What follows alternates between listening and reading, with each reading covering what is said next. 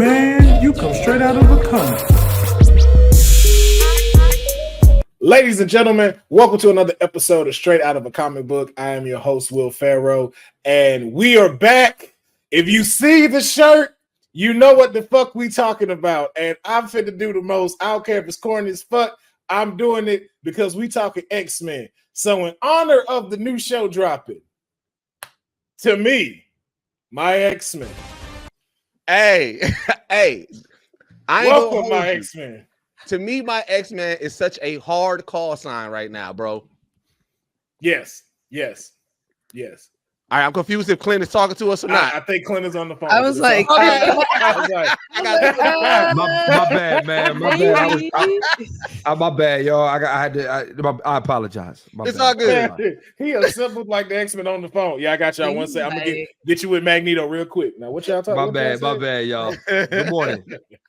Good morning, everybody, man. In case y'all don't know, man, I got fantastic Frankey with me, Clint, Coley, and young Deuces, and we are talking about the new continuation of the X-Men animated series, X-Men 97. 2 new episodes dropped, premiered, flawless in my opinion. And I want to jump into it. It because you already know I got questions. I want to hear from y'all because y'all have some of the best opinions on the internet.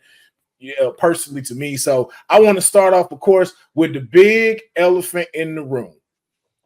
After 20 years of being treated like a bitch, Cyclops redeems himself in 28 minutes. Let's go. I think Cyclops was good in the original. I did a full rewatch last month. Yeah, Cyclops is that guy like the entire time. I think we were just young, and so I think we just thought Wolverine was so cool, and he is his like antagonist. But the movies also, Frankie. The movies. It's really the movies. It's the movies that did it. The newest one, what was that? The Phoenix one. He asked Storm to like put ice in his cup. Yeah. The movies. The movies, because before the movies, like Frank said, like in the comic books and in the original run, Cyclops is one of the coolest, if not the coolest X-Men. Like we fuck with them heavily. So when they pretty much MCU hulked him and turned him into what he was, it was just like, damn, bro. Like, and then it was just so much disrespect to Cyclops. So it's like to see him back, being the sarcastic, being the leader, having beastie moments, being extra and over the top. We forget this is a superhero show. So I'm not just doing the 3-point stand landing. We'll get to that. I ain't gonna say it, but I'm gonna do it extra with my powers. Like, bro, everything about his character in this comeback, I just felt so good to see his character get his love all over again. And if you ask me, I think he got the line of the year. You know what I'm saying? Would you want to give him the forecast? That's the line of the year, man. I mean, no, you know what I mean? It's like, yo, here's my thing, right? And I'm not, I'm not as comic book savvy as the rest of y'all, right? But I know what I see on television. I know what I see in cartoons. I think what made me mad, the most mad about Cyclops in the movies is, when I was a young guy, I had a Cyclops toy. If I had your toy, I fucked with you. Right, I didn't get the toy if I didn't like you. You know what I'm saying? If I fuck with you heavy, I have your toy. This comic book. I don't gotta pause that. But if I have your toy, no bullshit. You know what I mean? Like I fuck with you, and I remember, I only had like 4 X-Men toys, and it was Cyclops, Wolverine, Sabretooth, and Juggernaut. You know what I'm saying? And for me, it was like, yo, dog, like I thought Cyclops was him. You know what I'm saying? Yeah. And to see in the movies, like, something as simple as I think in the X-Men 3, The Last Stand, he gets killed in the first, 5 minutes? Yes. You know what I'm saying? And we don't even get to see his death. You know what I'm saying? It's just, he just goes away. Then in X-Men Apocalypse, he's getting bullied in school. He's getting bullied in school. Yeah, what man. The fuck is this? He's getting bullied in school, and he's Wolverine's height. Like that was the other thing that tripped me out. I'm like, but that's because they cast Hugh Jackman, right? Yeah, who's 6'2". Like, right. why is he already 6'2"? I'm sorry. I know they was doing them when they were a little bit younger. There was a 6'3" actor that could have played that role. Okay. And they did not cast Wolverine that. is supposed to be like 5'5".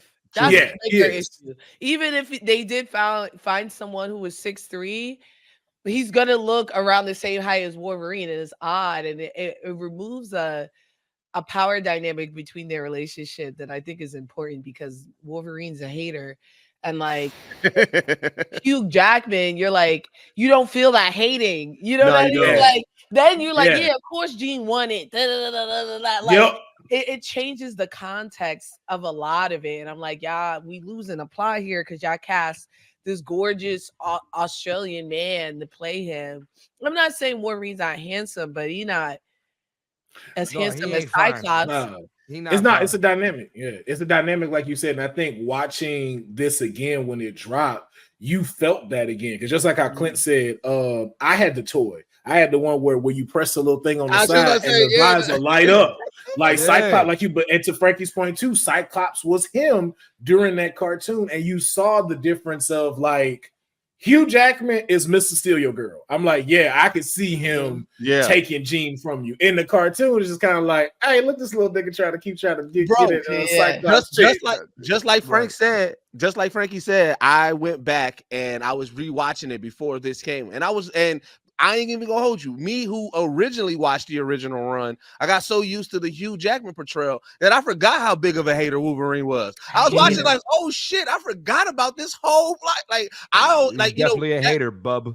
Bro, that love triangle, it seemed like it was even playing grounds. It was like, oh, like back, like that's how I felt before I rewatched it. And when I rewatched, I'm like, oh no, it's not that. This nigga is really just a hater trying to impose on it. You know what he is? Wolverine was our first sight into seeing the work husband.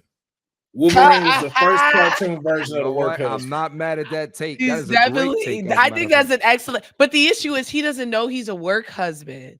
You know what I mean? Like Jean is treating him like a work husband, but he thinks that she's genuinely like interested. But like, sir, y'all live together. Yeah, she'll make it happen. Like if she wanna do, she wanted to fuck. Yeah, Rogue figured it out. Magneto was in the crib. That's the best love triangle, if you ask me. Oh that's the best love triangle. Yes, I'm sick of seeing Jean Grey, Cyclops, and Wolverine. Show me somebody who's actually fucking. Yeah, I will say that Jean has so much more personality. Yeah. And I hope as the season goes, now that it's clear that that's not Jean, that we keep that the same. You know what I mean? Like, we'll talk about that later. But who? Sorry, but like, I think that's something else. And I'm like, why y'all fighting over this chick that faint all the time? Like, what's so great about her? But then, like, in these the bitch iron is low. The bitch iron.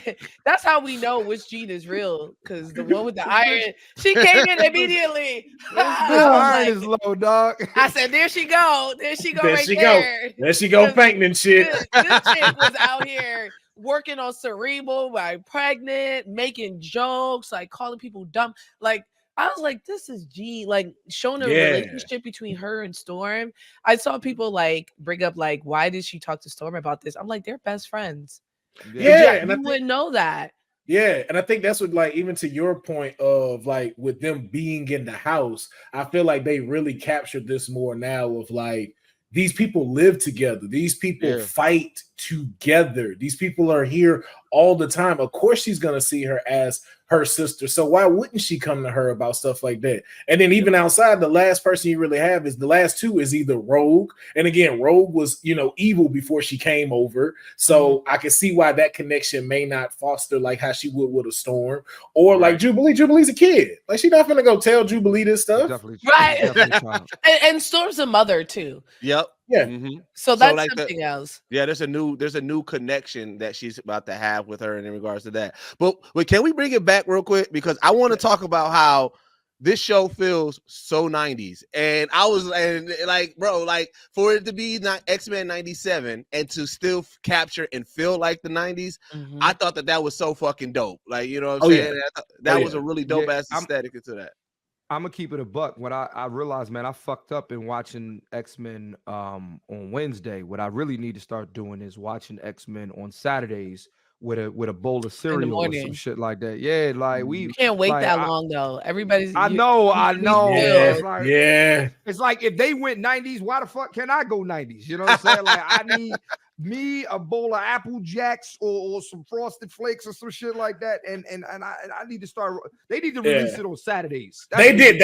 I ain't gonna lie. Disney, you kind of dropped the ball on that. You missed a good opportunity to be able to finally premiere something on a Saturday and have it. And then too, like y'all be setting times too. Y'all could have set that to come out Saturday morning, 8 a.m. That would have been crazy. That would have been really dope. That definitely would have been really dope. Yeah. But I want to start with the first episode. Oh my, go ahead, Deuce. Well, I do. The last thing I want to talk about was the intro. Like how they edited the intro to include like all of the animated properties and like, yeah, I'm liking where Marvel's going with this. Do you like the music? I hear mixed reviews because it's clear they synthesized it a little bit more. I mean, and they put more drums in it. Yeah, I like the remaster. Yeah. People were like, I don't like it. Like it's 2024. Like all I need to hear. All I needed to hear was da-na-na-na-na-na. I'm good. That's it. That was it. That's it.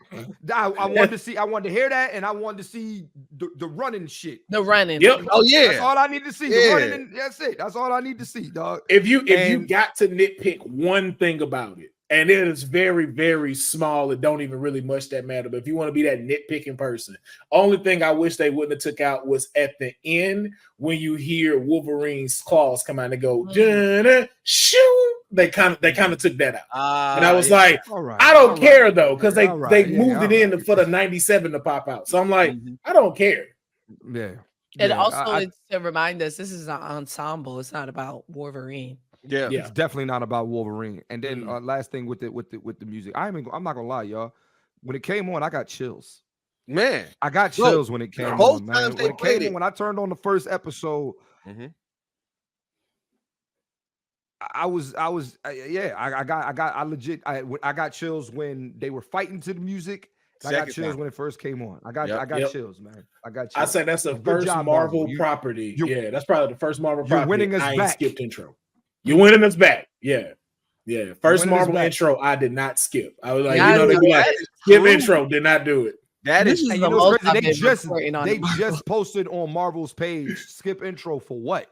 And like played the theme again. Like, no skipping the intro. They should put repeat intro instead. Like, you want to go back? You hear that, Disney? You hear that, Disney? Run it back one more time? Yes or no? Like, you know what? Yeah, let me. End intro. Like, let me hear that second verse. Yo, that'd be fire to have a second. Oh, you know what? No. Let's keep on top. Let's keep on top. Episode 1 to be my X-Men. So I don't know if it was just y'all. I watched it back. Like I've watched it like 4 times since it's come out. Oh yeah.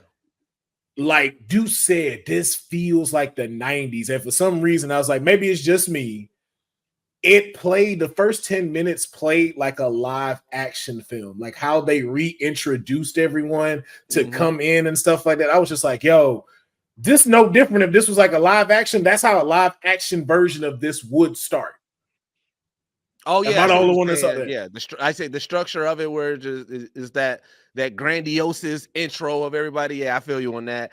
And it's funny because it also matched a lot of the same beats of the original, right? You know what I'm saying? With that being fresh in my head, seeing how they introduced the X-Men in that first episode in the original, they kind of like matched that same beat and matched them vibes. I thought that was pretty dope too. Yeah. Now, Frankey, so I know you have a very strong opinion about this group that the X-Men are fighting, which is the FOH. Fuck out of here. Fuck out of here.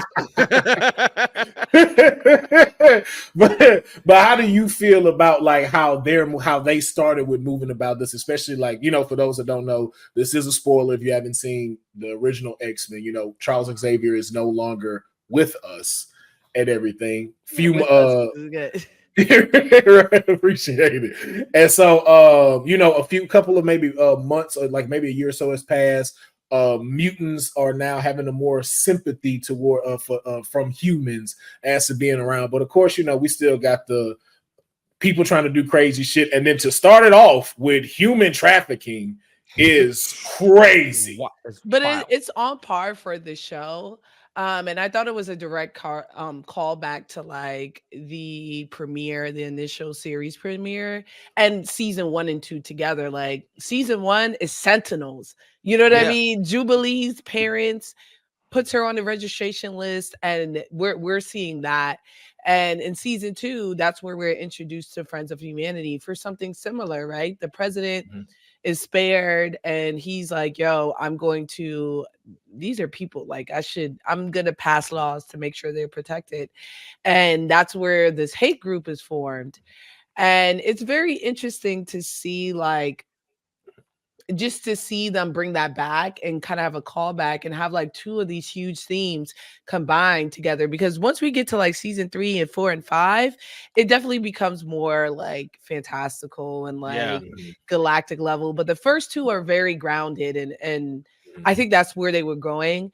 It was really hard to see Sunspot be so like anti, like I'm one of the good ones type rhetoric, and just compare that to Jubilee, who in the same breath was about to get captured and things. And instead she was just confused. She was like, why me? What's going on? Not like, fuck those mutants. I'm not one of them. Like, that ain't me, dog. Yo, why you don't see me? I don't even think I got powers like that, man. I don't know why y'all kidding me. I thought y'all just got me because I was rich. I'm like, oh wow. It's like, yeah. He really tried it. Like, they don't got the tech. They're like, Cap. We know. we know. Like, don't be acting like that. Yeah. But I want to know, how did y'all feel about the opening scene of like the first set of X-Men coming in, from like Storm's intro, Cable's intro, and Cyclops just coming in MVPing in the first 10 minutes? I thought it was badass, bro. Like, you know what I'm saying? Because there was a few things that I was looking for. I was like, one, make sure y'all doing my girl Storm right. You know what I'm saying? And her, both, anytime that she got like her intros and everything was fire. And again, like you said, I was looking for, all right, what type of X-Men are we going to get? And right off the bat with this intro, I understood, oh, all right, this is the badass X-Men. We're not going through the woes of we got to figure them out again. They got to accept their powers or anything. Like, no, this is a true continuation. And yes, this is a badass intro for them. You know what I'm saying? And so I thought it was dope as fuck. All right, Clint, what about you? I'm gonna say this. I was impressed. So here's what I noticed, right? And I think that this is something, I'm speaking to the whole Marvel Cinematic Universe, right? I think Kevin Feige heard the chatter. You know what I mean? I know Kevin Feige knows what's going on. I know that he knows that we have not been happy or satisfied in since Black Panther 2, or somewhere of the sort. Galaxy. Yeah.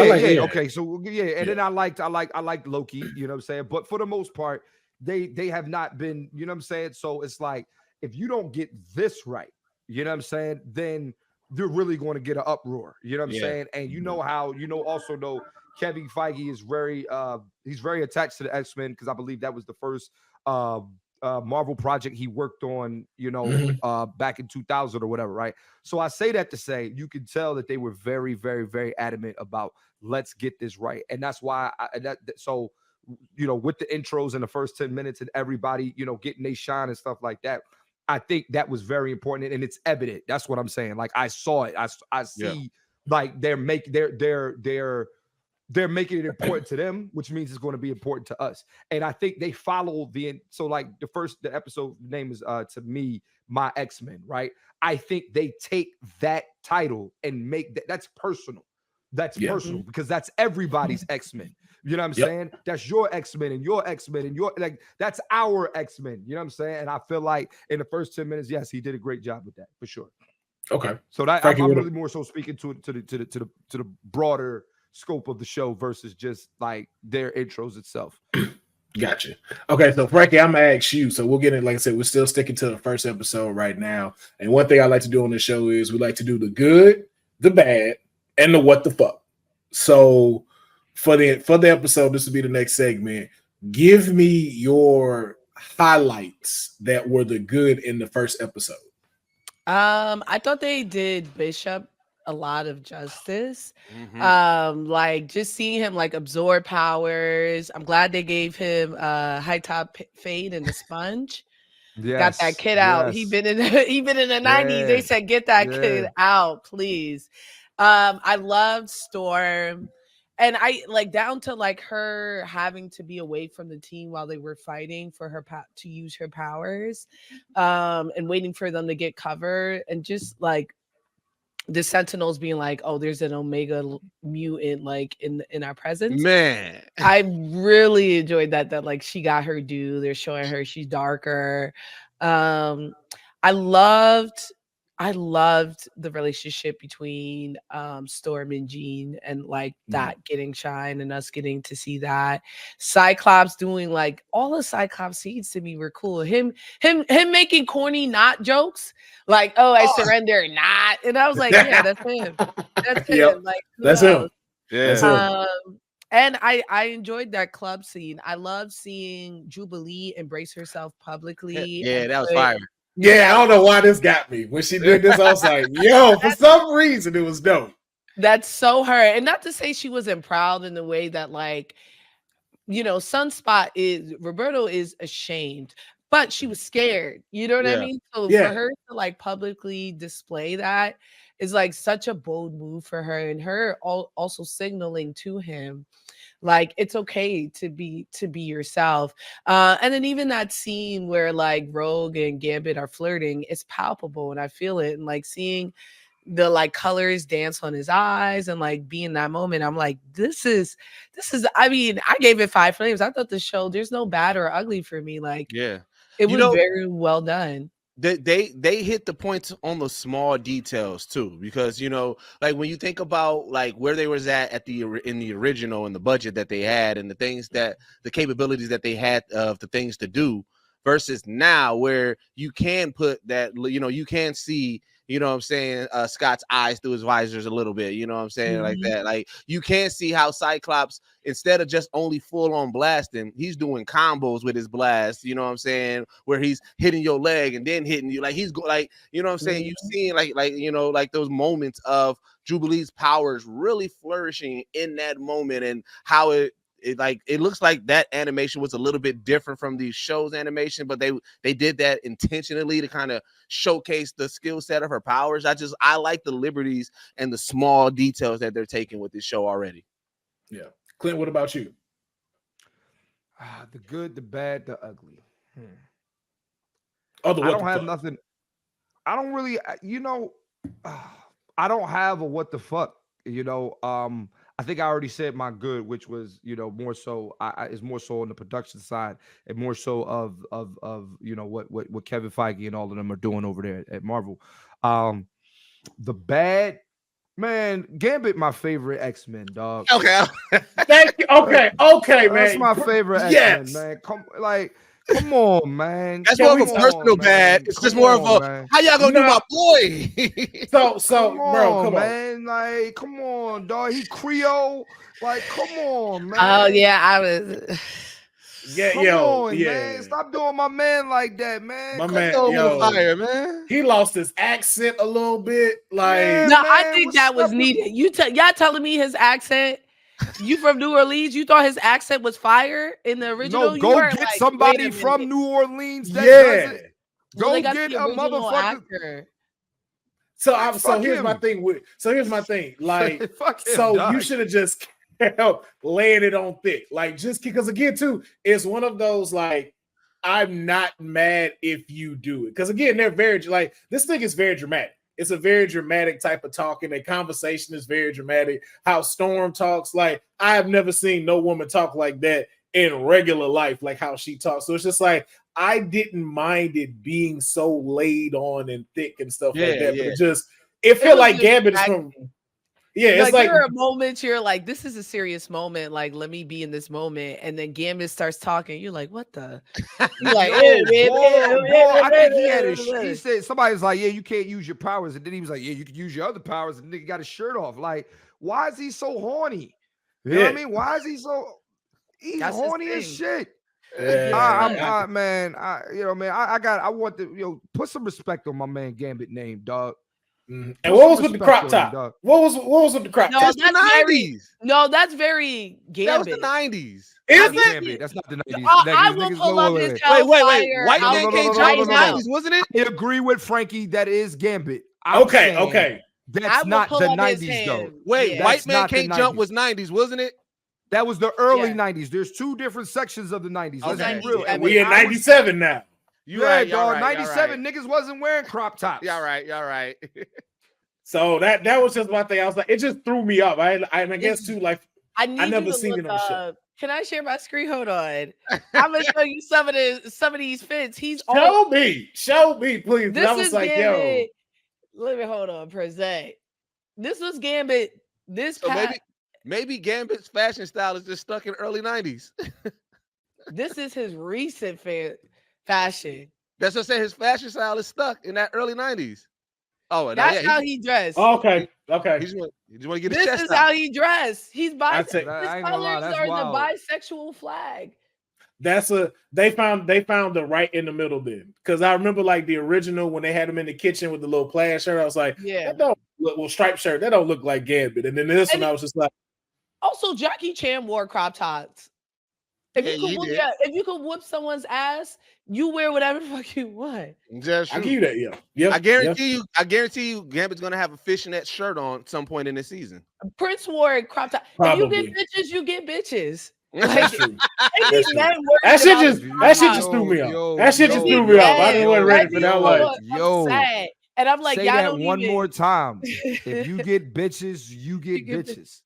But don't men matter. just get so upset. They're like, this is supposed to be a ladies' man, and it be straight men like really upset. Like, why is this and that? I'm like, we don't care. The ladies don't care. Gambit is still getting it. So clearly, we gonna switch our crop top. And we gonna go out our way, like it's fine, and it's very much him. Open his mouth. Yeah, I think it was just I think like I said, just year wise, like Clint said, I'm just like, yo, this is not like this was 87. I'm like, oh, that makes sense. I'm like, I felt that way about Rogue. It was clear the actress she's like in her 60s, she's close to 70, and I could hear it. And I was like, this does not sound like a 20-year-old woman. Nah. And I was like, don't be ageist. The woman got to work. And if we replaced her, it would have been a whole thing. You know what I mean? But there were definitely times I was like, why Rogue sounds so tired? She did. Yo, it sounded like she just got off of work every time she started talking. It was just like she just smoked a little. Like she was it was like it sounds the same, but it don't sound the same. I was just like, Hey man, okay. Hey man, life. It's been damn near 30 years. Give me 1 second, y'all. All right. That's what I'm saying. It's been 30 years. Maybe replace her. But that's hard. That's hard to hear. And what's her name? Just as old. The actress who plays Storm, just as old. She got it together. Yeah, she got it together. That didn't, if anything, it improved. It improved from the original. But I don't mind replacements either, especially after seeing like Rick and Morty and like seeing them replace those voice actors. Like watching the last season, I didn't really hear the difference. So it's just like if you could capture the character and it's a replacement, like let it happen. They replaced Cyclops. The original actor passed away. Yeah. And I thought it was almost a bar for bar. Ray Chase is incredible. It was almost bar for bar, the same guy, with the same like kind of energy. And I agree. Like if you do it well, I know there's some controversy, like when it happens. I remember there was one with Yurichi from Bleach. They replaced her with a black woman. Yeah. And, oh my god! Remember we was in the thing. Man, that got crazy. Same thing with Darth Vader when they changed out James Earl Jones and they I forget who they got to replace him, but it's like you couldn't tell the difference. Yeah, well, that's because also they realized James Earl Jones sounds old now.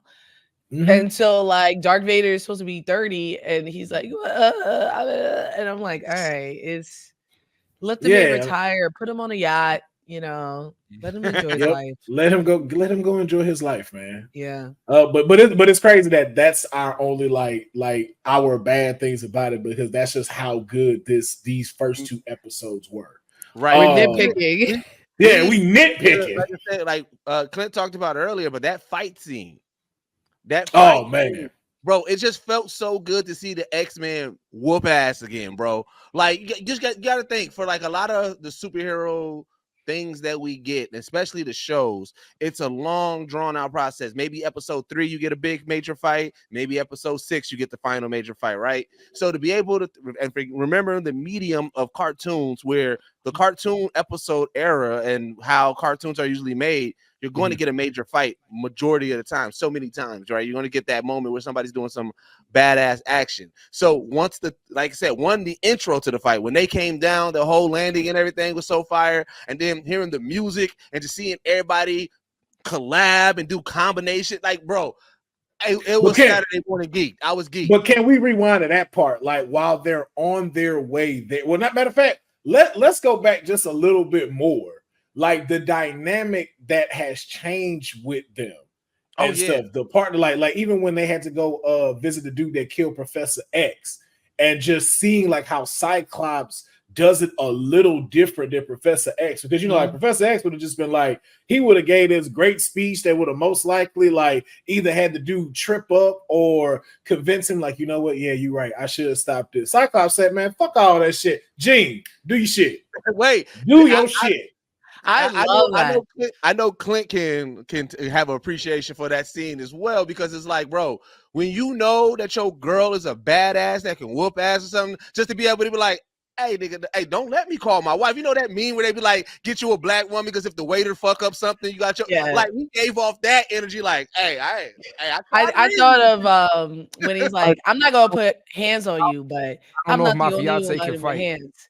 You don't know if your fiance can fight. You shouldn't figure it out though. I don't know if my fiance can fight, man. I ain't even gonna hold you, dog. Like, she from the projects, but I don't know what her record is. She can fight. It's like she's an X-Men. It got to be at that point of where it's real bad, where it activate, and that's where our powers kick in. That's what that is. Don't test it though, like Frankey said. Don't put on that. I mean, I'm not. No. I just want to see if one day we in public and some chick get out of pocket, I would just look over and be like, see what you do. She may not care. She may not care. She gonna be like, why is it bothering you? But that also bigs up Cyclops' leadership skills, because right at that point, that's the second time that he has called an X-Men to do their thing, right? And it shows like, oh, I know my people's powers. I know how to utilize them. I know, and you know what I'm saying? And that's another thing. Establishing Cyclops as an effective leader, especially going through this turmoil, knowing that what he's going to have to deal with Magneto and everything, and knowing the weight that he's put on his shoulder, you know, because Professor Xavier has passed. I was just like, I'm loving how they're positioning Cyclops in this series, because they're bringing him back to his glory days. But he's always been like that. Yeah, he's always been like that. And I think that's my favorite thing about the X-Men. It reminds me of Jujutsu Kaisen, where like it's like, where no one's fighting alone. If you fight alone, you got caught or captured, and even then, it's we're pulling up to come get you. Beast was in jail for like 12 hours before they came to break him out, and he was like, nah, leave me here. Yeah, he volunteered. But like, they all know their powers very well, and they trust each other's powers. And you see that trust, especially in that fight on there, in the way that they're fighting, right? Like, Beast trips the Sentinel, rewires it, and jumps in it. So he uses his strength, his intelligence, and then starts to use it as a mech, and no one attacks that Sentinel. You get what I'm saying? Like, in the flurry of everything, no one confuses Beast Sentinel for any of the other ones. And they're just very open. There's in the beginning of this Phoenix saga, they bring Jubilee, and they don't often bring Jubilee. That's something else. People are like, I made a video about them not being child soldiers, and they're like, what about Jubilee? I'm like, that bitch is never there. They don't like, she be speaking. It's like, they don't want her there. And the one time they brought her was for the Phoenix saga. They snuck onto like the NASA house, and they knew they were going to trip the alarm, and once they did, Cyclops was like, you need to get caught, that's why we brought you, so that we can continue this reconnaissance.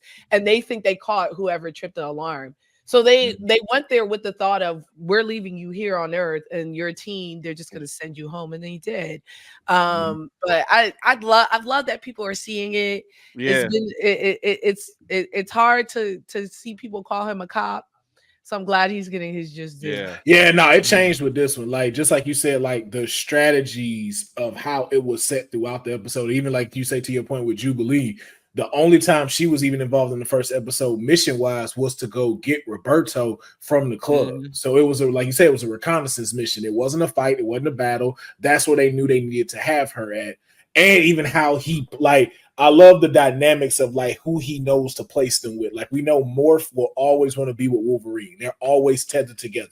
So you always see those two with each other. Even with Gambit, we know Gambit is kind of like, you know, like he's one of the bad boys too. So he sticks with them.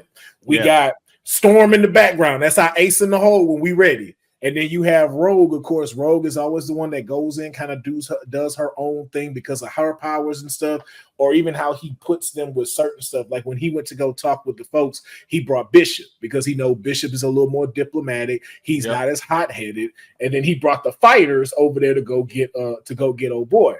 And so it's just like, I love seeing those strategies, even when he fought the Sentinels and stuff, to show like, yo, this dude is a leader. And it's like, yo, I'm so glad that he's getting this reputation.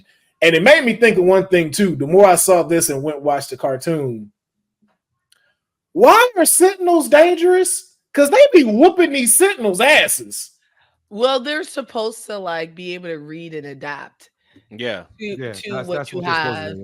And then like in the comics, there are different reasons why they're dangerous, right? Like there's a version that Tony Stark makes that are super dangerous. Some of them have beams, which we kind of see now, which we saw in the second episode, that can like strip your powers. But they're very strong. The X-Men is an ops team of some of the strongest mutants on the planet, right? That's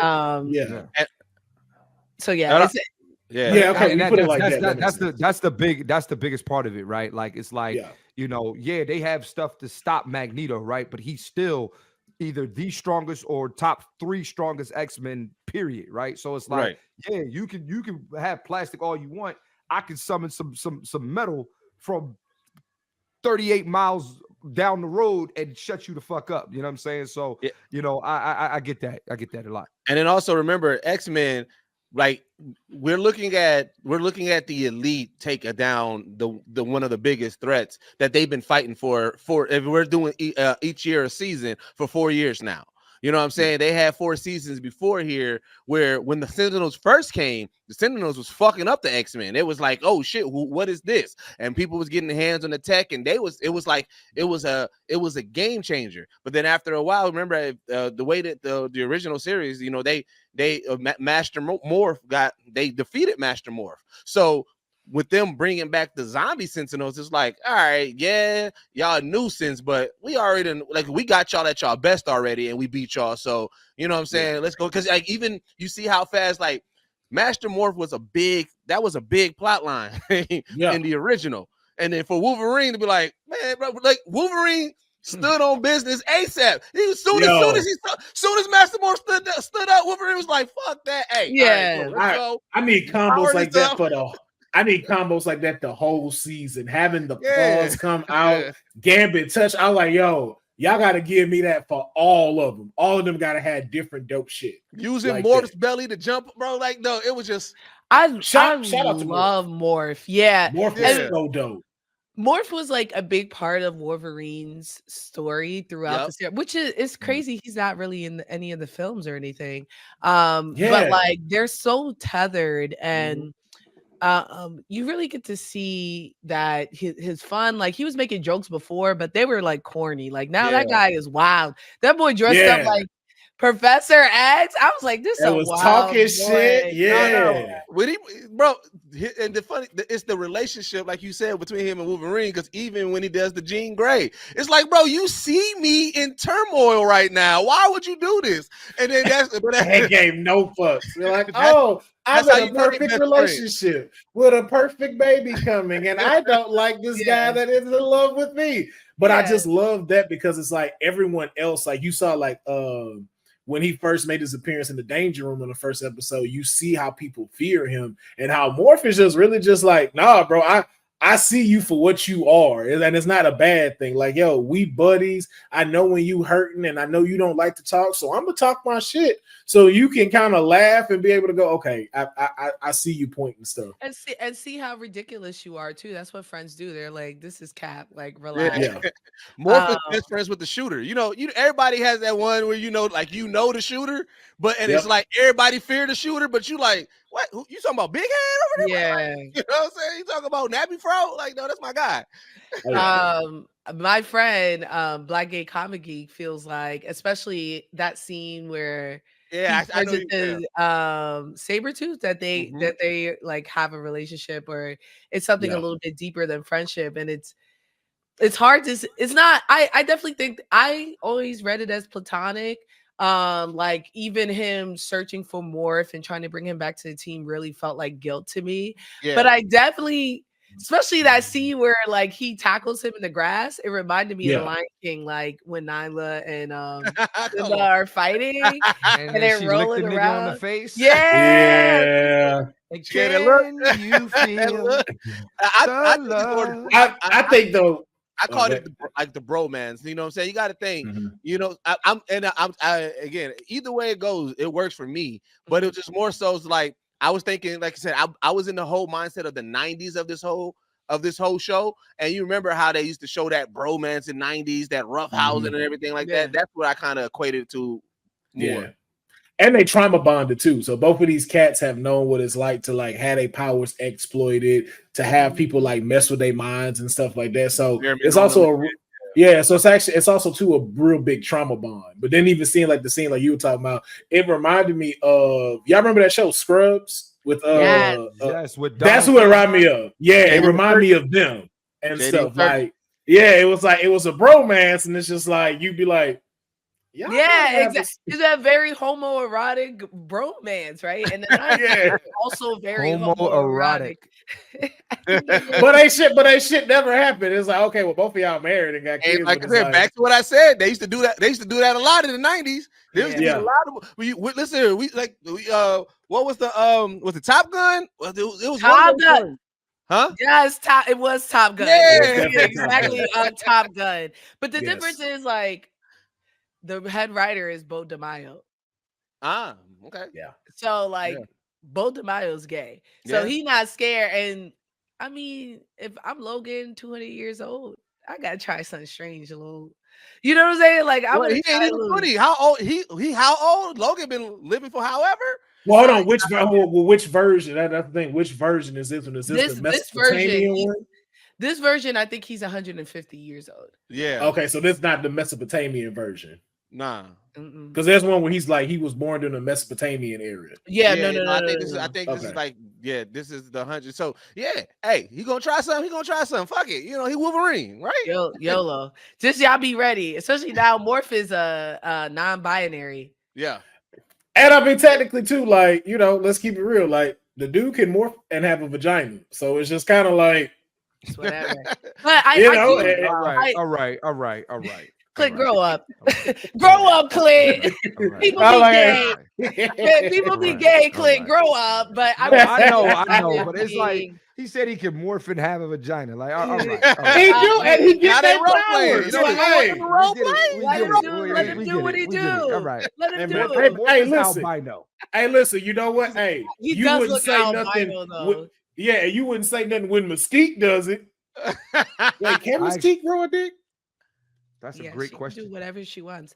There you go. But I mean, Mystique. We'll see how Mystique is. I think they're handling Morph in the way that I'm hoping that they handle Mystique, especially with his identity overall, like his connection to Sinister and the mind control, and like I'm sorry, I really like that they are pushing to them being like, I don't know what I am, who I am, and like I'm trying to figure it out. And you see that a little bit, and you'll see more. I saw the next episode as well. You'll start to see that like Morph is always thinking about their effects on the team, and like if they're always second guessing, like I hope I'm over this. I hope I'm over all of this, and that's a big thing for them to get over. Yeah. Which is cool that they throw that in the intro too, especially like showing Morph's side where you do see like the eyes going, you see Sinister right there. Yeah, like because like I said, for those who didn't know, we got to tell them about the backstory because that Morph when he in the original one, Morph he was supposedly killed, and then he became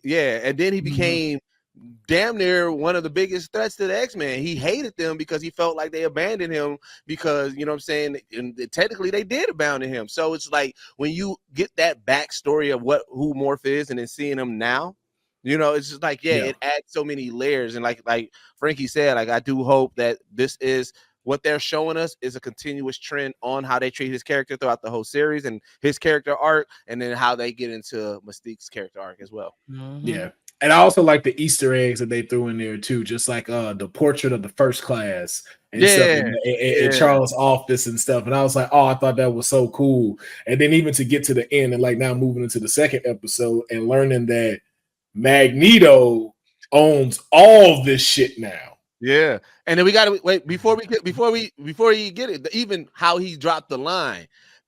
I don't know if it's just how he talks or if it was supposed to be Sinister, but to me, my X-Men sounded so like, yeah, nigga. everything, his wealth, everything he built now belongs to me. And I was like, y'all in trouble. Charles is so messy for that. You know what I mean? Charles petty as fuck for that. All of it. And I felt for a Cyclops. And I think we get to see that more in the next episode where that really throws off Cyclops. And we see that in the original show where he works so hard to be the leader. He second guesses himself and he does all the groundwork. And you let your ex pull up in here, the terrorists, and take all of your assets.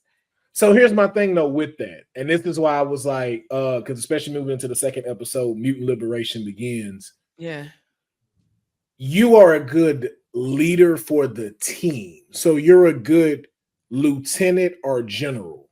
But we all know there's someone above the general that runs the whole shit, and I don't think Cyclops is fit to be that person.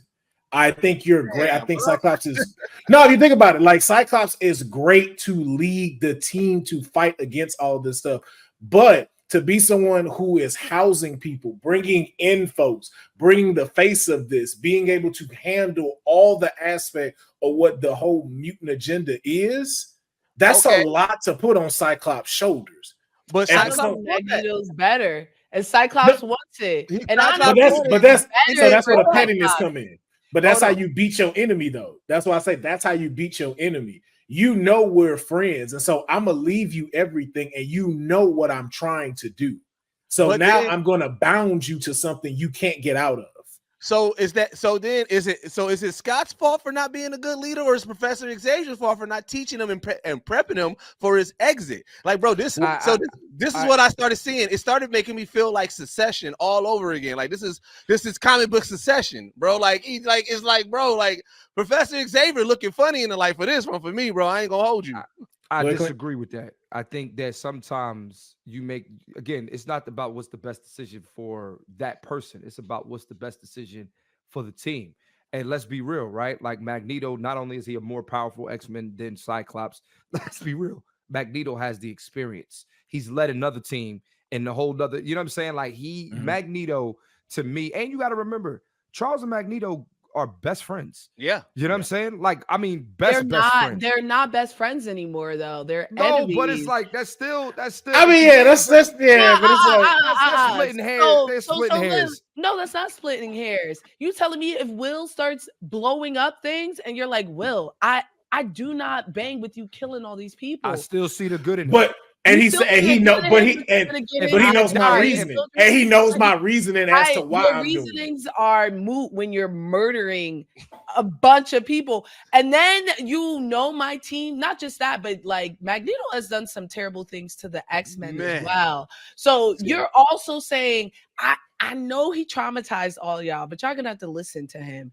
And like I disagree. I think that Cyclops was the perfect person to take his role, especially with Jean being pregnant. Like, the two of them should have left and been, instead of leaving, they could have stayed home, because Charles was staying his happy ass home, most of them.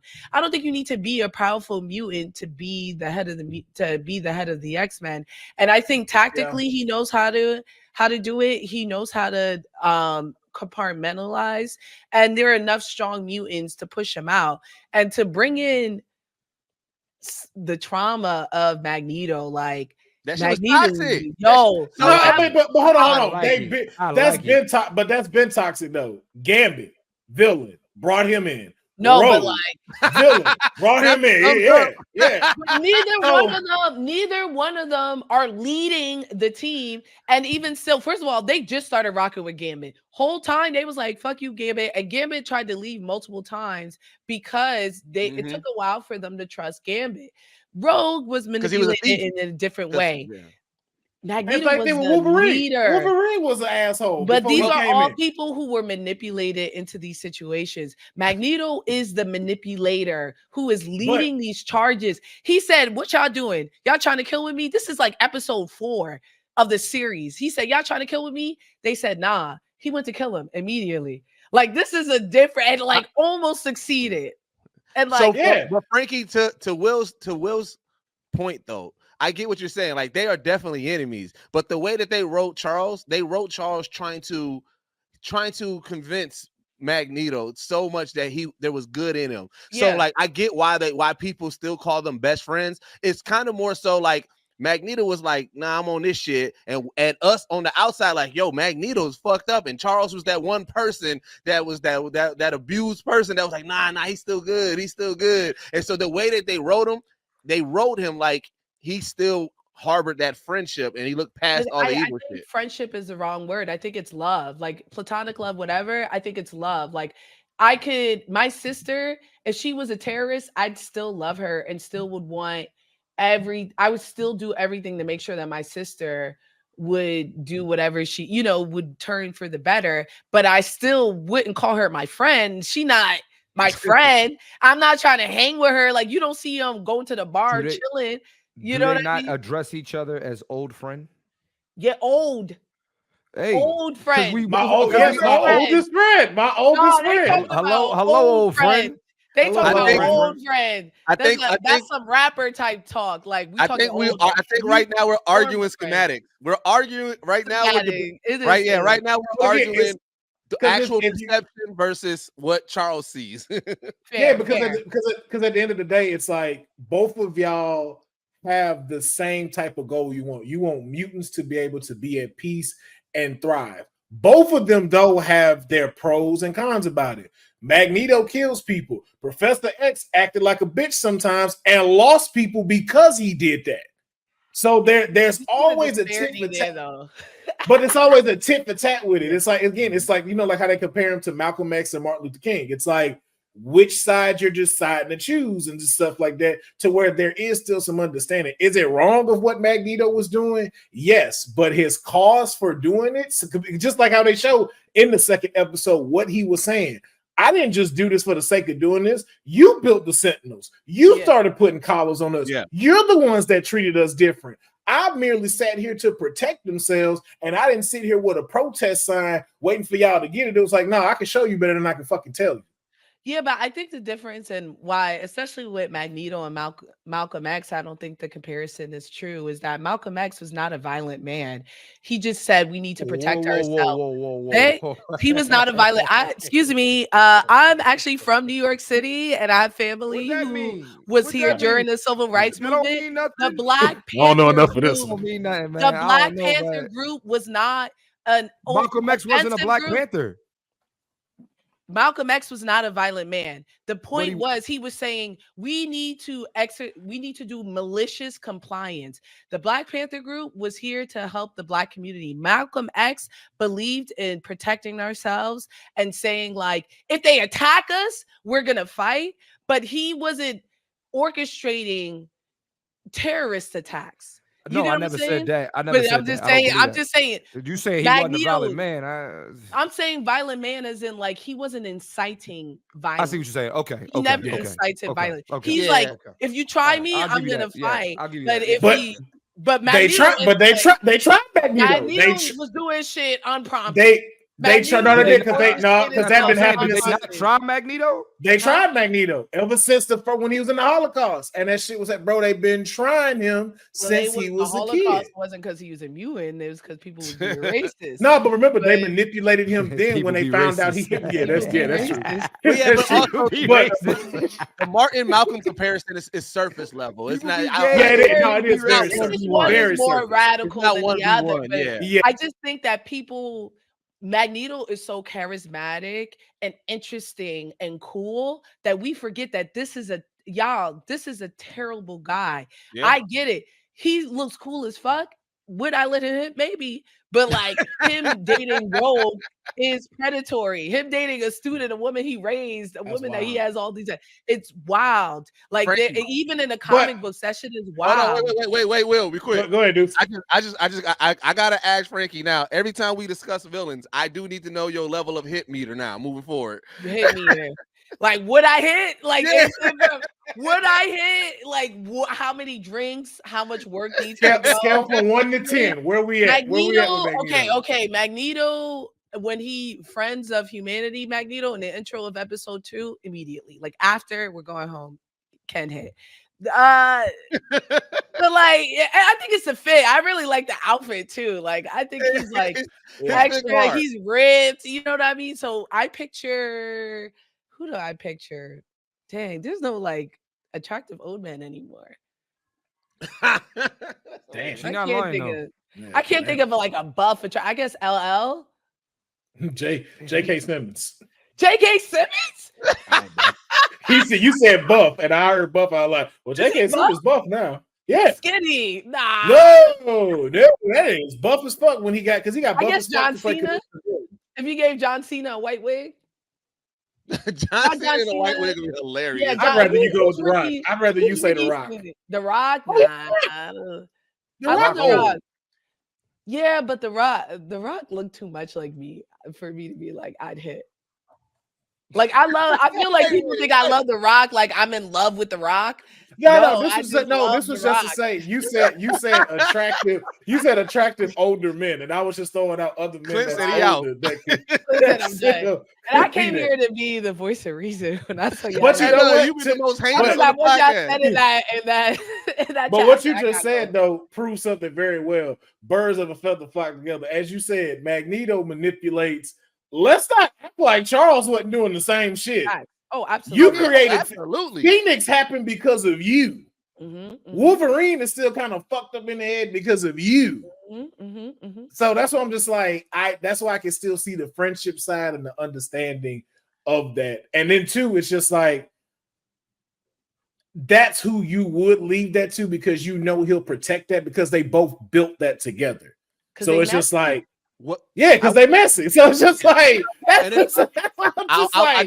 did want to ask y'all, what did y'all think of Magneto's speech about the helmet? So for the most part, the general consensus is that he wears the helmet to more so protect himself from Xavier from taking control of him.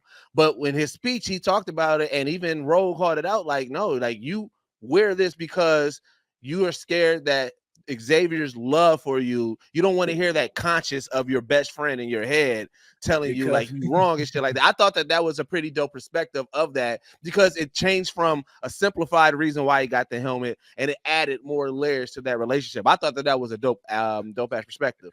It also shows that, like Frankie said, they toxic as fuck because he basically said the same thing, more poetic. It's like, yo, everybody was thinking like, oh, he's gonna treat him like how he does Juggernaut and subdue him. It's like, no, he just gonna probably fill your head with lovable moments that y'all had to make you go, you know what, guys? But he would do that with Juggernaut too. Like they would knock his helmet off, and he'd be like, "Remember the shitty stuff you did?" Like that was what he was saying to Juggernaut. He's like, "Remember the terror you covered." Like in the Phoenix Saga.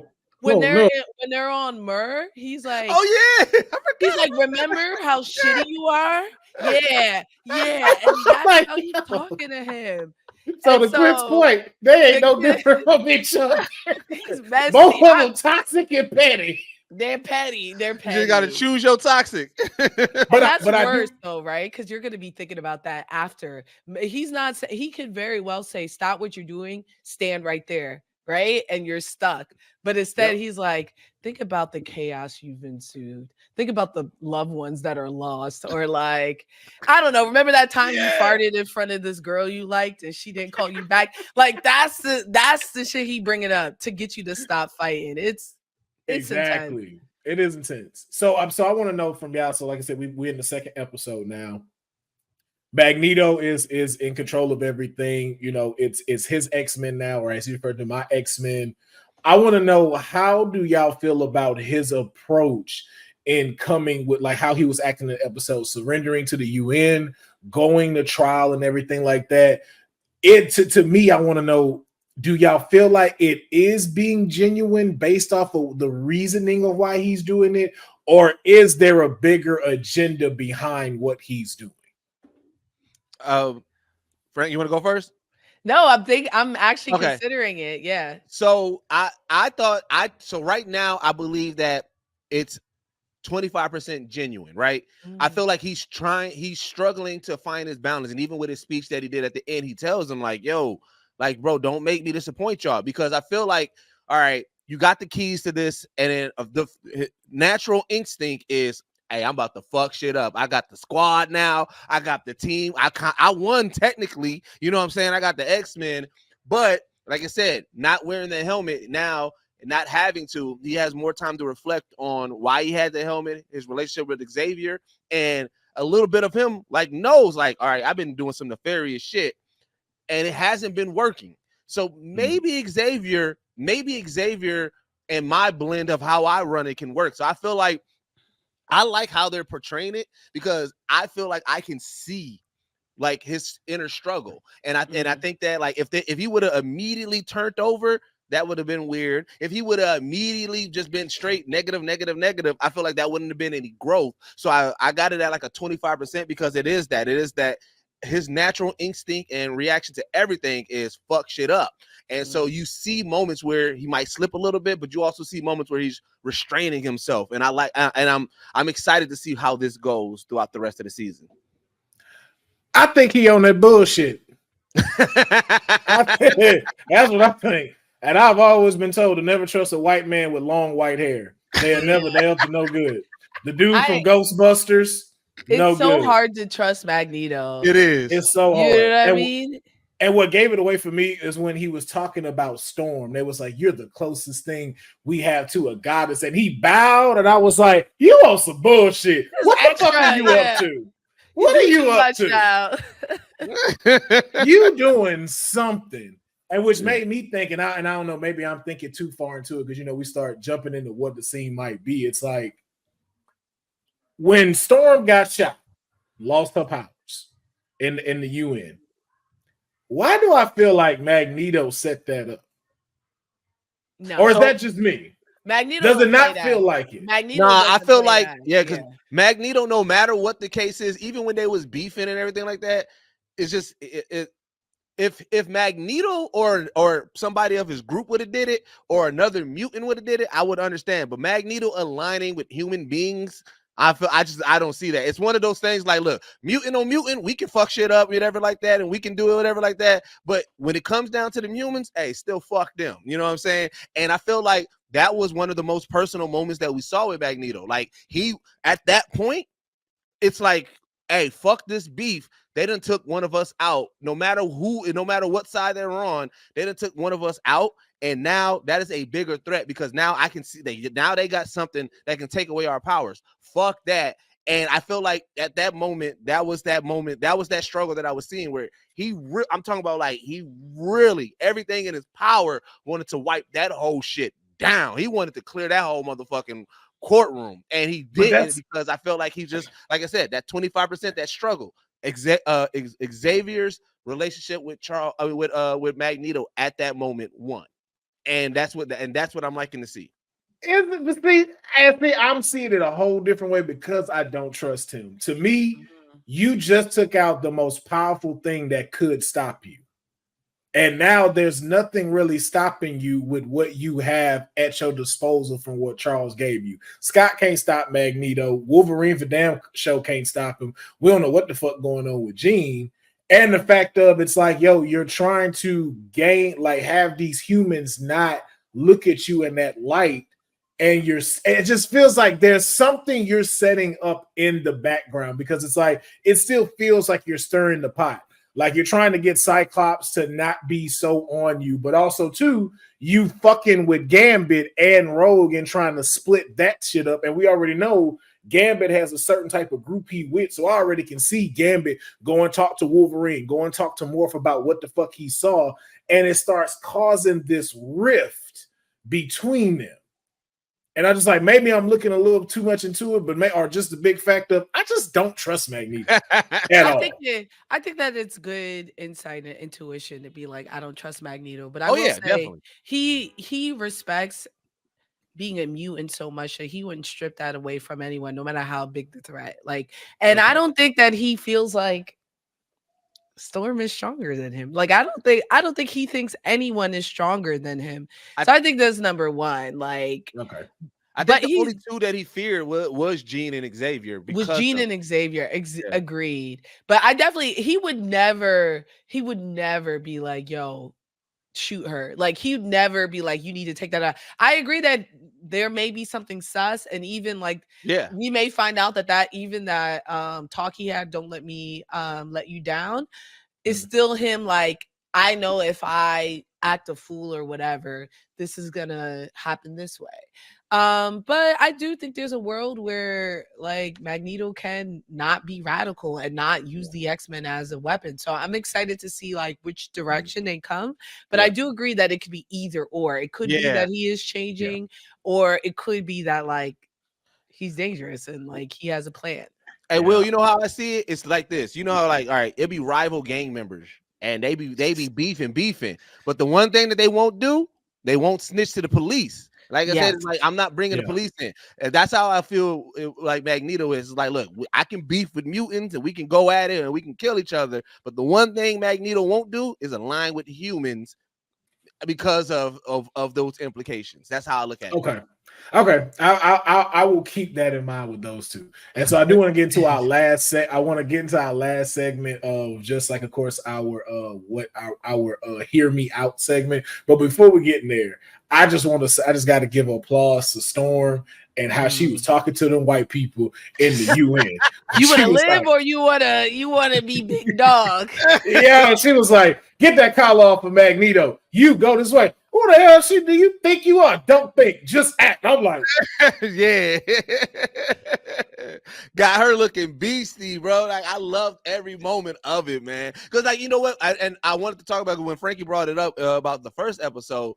Even when her intro, the fact that how the scene changed and they played that little theme and everything, like I was just like, yo, this is the most badass that we've seen Storm in so long. Like, oh my god, dog, they got Storm looking so beastie. I fucking love it. Yes, indeed. Yeah. Great. So this is what I want to know from y'all. Me and Deuce always do this along with Clint and stuff like that. And Clint did have to roll because he had father duties and stuff like that. But I definitely want to know from Frankie's standpoint, because like we be having these conversations, but I know Frankie, like your mind got so much stuff. Like I just know like your takes would be dope on this. So they said that this is supposed to tie into the MCU somehow. It's supposed to be the show itself is going to tie into the MCU. And so I want to know from y'all, how do you see this tying into the MCU? I think the universe that Monica Rambeau goes to would be that's the only way they could tie it, because like the way that the X-Men work, there's no way the MCU in its current state, they existed at the same time, they coexisted. Especially with the Inhumans, with that. There's no way Charles and them are letting Thanos pull up You know what I mean? Like, there's no way that's happening. There's no way Thor is pulling up and they're not. You get what I'm saying? There's no way all this stuff is happening. So the only way I think they could tie is if they say this is another universe that doesn't include it, especially with the snap and like a lot of the storylines that they had with the snap about like discrimination, the scrolls. None of that makes sense if the mutants are also there. Yeah. So to Frankie's point, that's kind of where I was going. I hope it's not anything that leads up, like the series has that lingering over it. I hope it's literally like an Easter egg last moment episode, something dealing with Bishop and time travel, whether it is, because we know we already got a Cable in the MCU. But I do believe, like I said, that Monica Rambeau, where she's at, and that X-Men, because that Beast kind of still look like this X-Men Beast. I hope it's just something slight, something like very, very light, like whatever this season's overall arc and everything, we get a finale, we get it done and everything like that. And then it's literally like next mission, like Bishop is saying something or something has to happen where they do have to time travel, and they're not time traveling to our current state of the MCU, but wherever they time travel to, it is in that moment. Because I still believe that even the fact that where Beast was like in the end of Marvels, he was like, he wants to talk to you. I still got a lingering feeling that he wasn't talking about Charles. So it could be a moment of where wherever they go, it turns them into this live action moment and everything. And that moment that he's talking about is really Magneto wants to talk to you and whatever the case may be. And we're dealing with that universe. But I agree with Frankie. I don't want this X-Men tie-in to be where with the current Black Panther and every, like I wanted, let's get over there to that universe and explore that, because that's the only way it makes sense. Because then it'll be too many loopholes and plot holes if you plug them in and then they go and then they meet fucking Tom Holland Spider-Man. You just be like, wait, what is going on here? You know what I'm saying? So yeah, it has to be that other universe. Okay, I got two major theories on this, and all of them wild as fuck. This one depends on if matter transfers throughout different dimensions. And I think we did catch that in Doctor Strange and the Multiverse of Madness. My first one, Deadpool ends up in the 97 universe, causes an incursion that allows them to blend together, and then that's how we get where the Monica Rambeau version is, because he's jumping through all of this shit in Deadpool versus Wolverine. I mean, Deadpool and Wolverine. The other one still ties in with the Monica Rambeau thing, and it's just funny as fuck. I don't think it's ever gonna happen, but it's funny as fuck. I just want it to be that Deadpool wrote the 97 X-Men, and it's telling the story of the Monica Rambeau universe that she's in right now. I would love that. Actually, I think that may be it. I think that would be it. So that it's loose, but it's not like I agree. I don't want the pressure of having to tie in the MCU be an issue. And with animation, that's not too much of an issue, right? Because the reason why there's a pressure with the MCU is that you're dealing with live people with lives. So like you can't just pull in like the X-Men, the animated series, just like Justice League. I love that. Anybody will show up, right? Any of the big three, every episode, anybody can come because it's a cartoon. So they can voice from wherever. And so you inspired a thought. Keep going. Yeah, but I just they don't have that. But either way, I think even tying it in, they still have the luxury of it being voice actors. And so they can put in whoever they want. They don't have to worry about them aging. They don't have to worry about all these other they don't have to worry about VFX getting up and stuff like that. It's so much cheaper. So I'm not too worried about it. But I really like it for what it is right now. So I think, again, overthinking it, like I said, I just highlighted how the intro highlighted all the animated series and everything. And we know that What If is canon. That it could be simple. Like I said, if they're exploring and expanding this animated universe, which is a version or a universe that's within it, because we've seen it with Doctor Strange and Multiverse of the Madness. He was going through all those universes and he went through a couple of animated universes. It can be something as simple as that, where that tie in Two is to any of the characters that we've seen in the What If series that is also canon to the MCU, and it can be something where it is that where. Again, same thing, time travel or whatever the case, or incursion happens, but whatever incursion happens or whatever event happens, it can be an MCU storyline that happens in the animated universe that is just like a quick, a quick three episode arc, whatever, like that, where it's still implications. It has things that go into the MCU, but it's nothing heavy, it's nothing crazy. It's not about transitioning over to live action or whatever the case may be. It's just dealing with whatever that is a transition in between the big main storyline of the MCU, but it's all within the animated verse. Yeah, no, I agree with both of y'all. I don't think it should be too big of a thing, but I would like to see. I would say that my biggest one is just like Frankie said. I want Deadpool to have wrote X-Men 97. Yeah, Deadpool got to be involved. I think that's cool. We need that because then the great thing about a Deadpool character is that you can turn everything tongue in cheek and still make it canon. Like you can have fun with something simple as Deadpool, even just peeking into the MC universe. Like, ooh, I want that Wolverine, and then bringing that Wolverine into the Deadpool Wolverine. You know what I just thought about? What if Deadpool what if they made it to a Deadpool wrote Logan's story? Because if you really notice, he looks over him all the time as if he's been watching him do this shit. And then we saw in Logan, the comic books are canon in there. Oh yeah. And then we also they're watching it. Yeah, the Deadpool and Wolverine trailer, you see the Secret Wars comic book on the ground. Yep, and then bro, I love the like button bubble. Keep on popping. That's how you know Will had a good point. Yep, they're like, yep, it's a celebration now. That's crazy, that. But yeah, man, I think, like I said, I think the overall sentiment is don't make it too heavy. Have fun with it. Oh yeah, and then they've already been put in for season 2 now. Season 2 already been approved. I didn't even know that. It's already been written too. Yeah. Nice. So I want to know this though, before we get out of here, who would you like to see that's non-X-Men make a cameo? So there are rumors that we will see Spider-Man in this first season make a cameo in X-Men. I'm about tired about Spider-Man. Every chance they get, Spider-Man. Spider-Man. Yeah. I like the Fantastic Four. She-Hulk. I think that was mine. Good. That was mine. I would love to see She-Hulk. I want to see Silver, because people forget about that animated Silver Surfer series, and that was one of my favorite series. Yeah. And Silver Surfer's always been one of my favorite characters, and I think bringing a Silver Surfer in, just even in general, just like even if it's just an episode or just dealing with it. But yeah, I would love to see a Silver Surfer cameo. I want Black Panther. I love to see Black Panther make a cameo.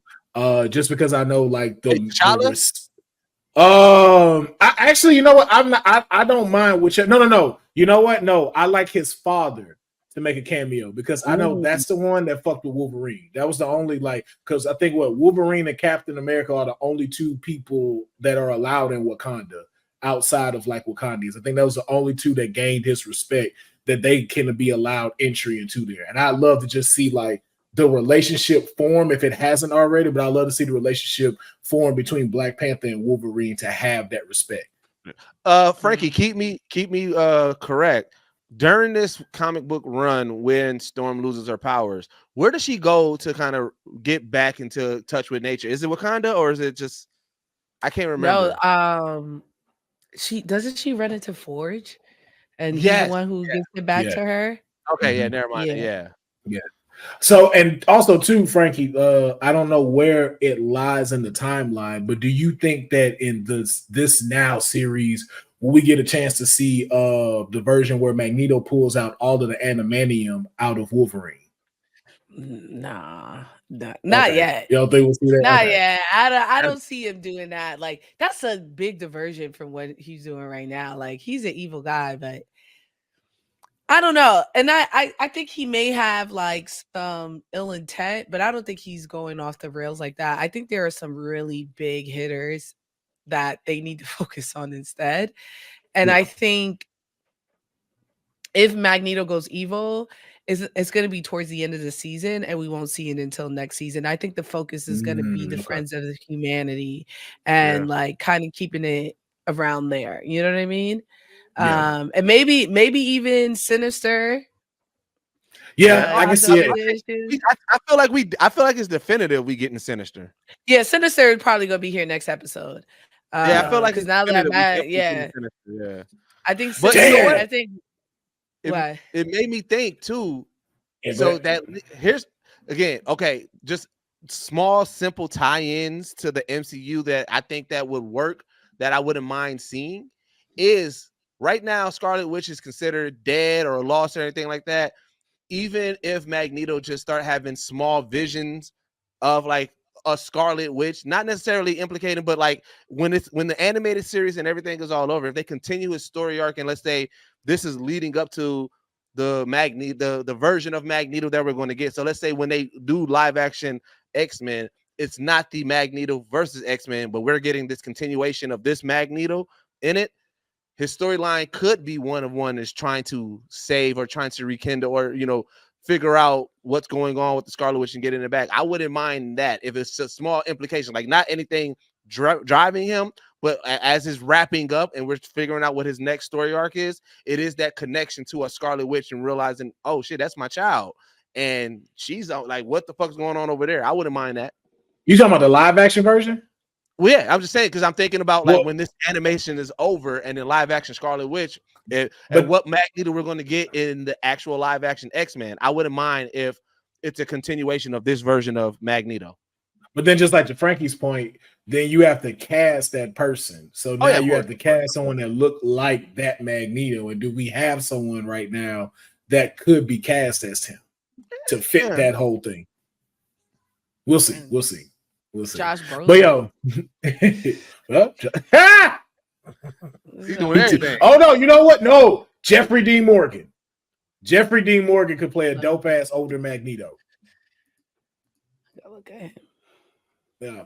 But yo, we're gonna go ahead and wrap this up. You know, we've been here for over an hour. I want to thank my guests for coming through, talking about X-Men, talking about these first 2 episodes. We will definitely hop back on when we've watched a few more and stuff like that, probably closer to like either the season finale or after the season finale, just to talk about everything and whatnot. But you can always catch Deuce and Frankey giving their 2 cents about the show as it goes on and stuff. But before we get out of here, I always like my guests to be able to let y'all know where y'all can go support them and where to follow them. So we're going to start with Frankey. We're going to go to Deuces and we'll close this thing on out. Frankey, you're up. Yeah, you can find me anywhere at Fantastic Frankey, FRANKEY. I'm on Discord too at Fanboy Fighter. So I got a channel. We're having fun. Give me that link. Yeah. I'll put it in the chat. But yeah, definitely check my stuff out. I'm going heavy on the X-Men. I grew up on it. I just did a full rewatch. It's an incredible show. So I'm excited. Deuces? Yeah. Yep. Shit. You can find me everywhere. Young_Deuces. Catch me on Watch Mojo. You know what I'm saying?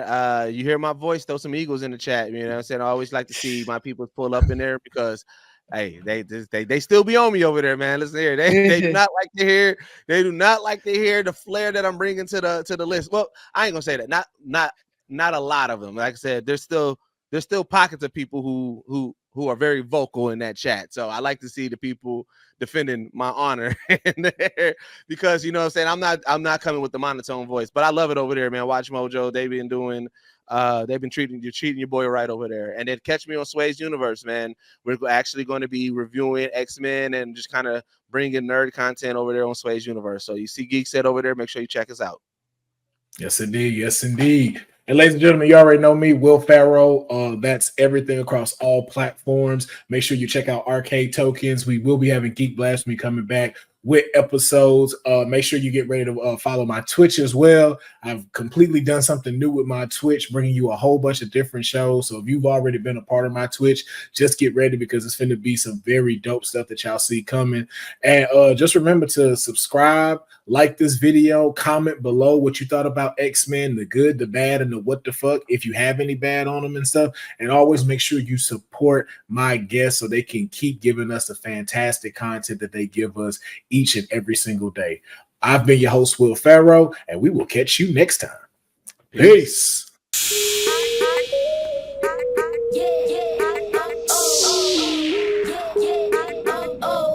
Man, you come straight out of a comic.